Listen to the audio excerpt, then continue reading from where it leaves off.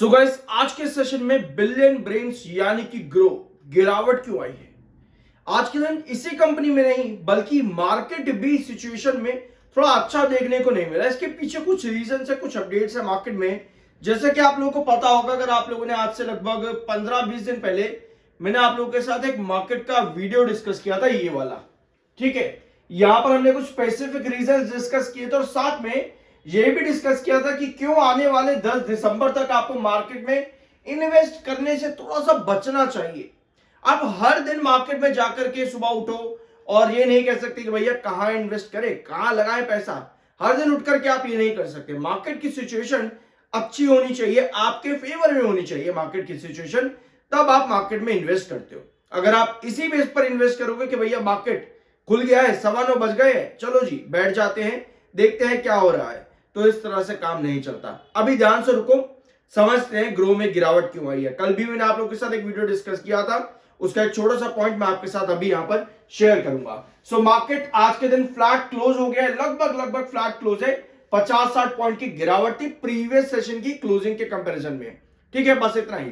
Although market gap down open हुआ था और दिन के आखिर में जाते जाता रिकवर हुआ और 50 पॉइंट की गिरावट पर मार्केट ने क्लोजिंग दी है। एक रीजन, रुपी गिरा है और डॉलर बढ़ा है। ऑल टाइम लो के पास में रुपी है, ये पहला रीजन आता है। दूसरा रीजन, गोल्ड के रेट में भी चेंजेस है। और तीसरा रीजन, फेडरल रेट कट को लेकर के स्पेक्यूलेशन काफी अलग अलग है। अब फेडरल रेट कट जरूरी इसलिए है क्योंकि भैया इन्फ्लेशन डाटा, उसका यूएसए का एम्प्लॉयमेंट डाटा, बहुत कुछ चीजें हैं मार्केट में समझने के लिए। इसलिए 10 तारीख बहुत ज्यादा जरूरी है मार्केट के लिए, इंडियन मार्केट के लिए भी। और एक और पॉइंट यहां पर नोट करना कि मार्केट ऑल टाइम हाइस पर है और ऑल टाइम हाइस पर होने का, उसके बाद ब्रेकआउट और देने का मार्केट के पास कोई रीजन नहीं है। कोई रीजन नहीं है। सिर्फ और सिर्फ एक रीजन मार्केट को यहां पर ब्रेकआउट का दे सकता है, वो है फेडरल रेट कट। देखते हैं क्या खबर यहां पर आती है 10 तारीख को। और एक खबर और आती है आपके पास में कोबाल्ट को लेकर के। कोंगो नए रिजीम, नए नॉर्म्स लेकर के आएगा, जो कि ये अपना जो है कोबाल्ट पूरे ऑल ओवर द ग्लोब कह लो एक्सपोर्ट करता है अपने मेटल को। उस पर कोंगो अपने एक नए रूल्स एंड रेगुलेशन लेकर के आ रहा है। अब इस अपडेट का नुकसान क्या है? इस अपडेट का नुकसान इंडियन कंपनीज के डिफरेंट सेक्टर्स पर पड़ेगा। इस अपडेट को किस किस सेक्टर में क्या नुकसान है, आज के बीएसई लिमिटेड के वीडियो में मैं डिस्कस कर चुका हूं, जरूर देखना। लेकिन देखो यार, एक बात है कि आप वीडियो को किस तरीके से देखते हो। ठीक है, आपने अभी यहां पर क्या सुना, टोटल 4 से 5 रीजन की क्यों मार्केट यहां पर खराब है। आपने क्या देखा कि आज से 15-20 दिन पहले मैंने आपके साथ एक वीडियो शेयर किया था मार्केट का, कि मार्केट की सिचुएशन 10 दिसंबर तक क्यों खराब रह सकती है। लेकिन अगर आप सिर्फ और सिर्फ इस रीजन से देखते हो वीडियो कि भैया क्रिटिसाइज तो करना ही है चाहे कैसे भी करे, तो भैया फिर मैं कुछ नहीं कर सकता इसके अंदर। वाह, कोबाल्ट की वजह से पूरा मार्केट डाउन है, क्या एनालिस्ट हो आप यार। सीरियसली, मतलब मुझे क्या बोलूं मैं, मुझे दुख भी नहीं होता मुझे कि भाई क्या कमेंट देखने को मिल रहा है। मुझे ये दुख होता है कि यार इतना कुछ बताओ। आप लोगों की कोई भी रिक्वेस्ट होती है ना किसी भी टॉपिक पर, मैं वो भी अपलोड कर देता हूं, कमेंट पर रिप्लाई भी करो, सब कुछ करो, उसके बाद भी यार क्रिटिसाइज करना है तो भाई किसी भी तरीके से लोग करेंगे। चलो कोई बात नहीं, कल के दिन का ये छोटा सा क्लिप देखना ध्यान से, आपको आज की सिचुएशन समझ में आ जाएगी कि आज हुआ क्या है ग्रो में। यानी कि आपको पिछले 3 सेशन की कैंडल सेल ऑफ पर दिख रही है। पिछले 3 सेशन में आज का सेशन मिला करके ऊपर की टेल लंबी है, जो कि सेल को इंडिकेट कर रहा है। सो अगर कमिंग सेशन पे 150 के आसपास आप यहां आते हो और आपके पास कुछ इस तरह की ब्लॉक कैंडल बन जाए, जहां पर नीचे की टेल थोड़ी सी लंबी इन कंपैरिजन में ऊपर की टेल, तो उस कंडीशन पर एक स्विंग पैटर्न जैसी कंडीशन स्टॉक क्रिएट कर सकता है। ठीक है, तो कल हमने डिस्कस किया था कि स्टॉक एक स्विंग पैटर्न जैसी कंडीशन यहां पर फॉर्म कर रहा है। स्विंग पैटर्न क्या होता है, इसको पूरी डिटेल में मैंने आपके साथ समझाया कल के दिन। और 150 पर आपका बेस है इस स्विंग पैटर्न का, और पिछले 3 सेशन से सेलिंग है। तो ये एक रीजन है कि क्यों apart from market situation grow के अंदर आज के दिन गिरावट देखने को मिली है। ठीक है, ये एक स्पेसिफिक रीजन आ जाता है। लेकिन अगर हम लॉन्ग टर्म पर्पस की बात करते हैं मार्केट में, शॉर्ट टर्म के लिए आपको चार्ट्स देखने हैं कि शॉर्ट टर्म में चार्ट क्या फॉर्म कर रहा है। ठीक है, आपको वो समझना है। टेक्निकल्स देखने हैं, आपको मार्केट की सिचुएशन समझनी है कि शॉर्ट टर्म में मार्केट की सिचुएशन क्या कर रही है।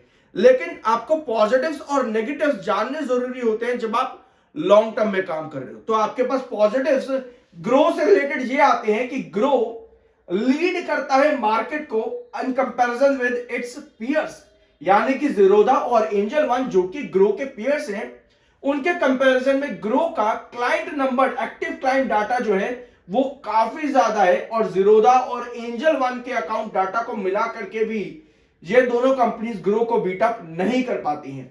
अप्रोक्सीमेटली 1.19 से लेकर के 1.25 करोड़ का एक्टिव यूजर डाटा है ग्रो का, जो कि जीरोधा और एंजल वन से ज्यादा है। ठीक है, तो जब आप लॉन्ग टर्म में काम करते हो किसी भी कंपनी पर, तो आपको किस तरह से सभी चीजें मालूम होनी चाहिए कि कंपनी की सिचुएशन क्या है in comparison with its peers.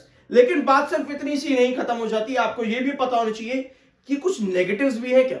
Positive तो हमें मालूम है, लेकिन नेगेटिव्स भी आपको पता होना चाहिए।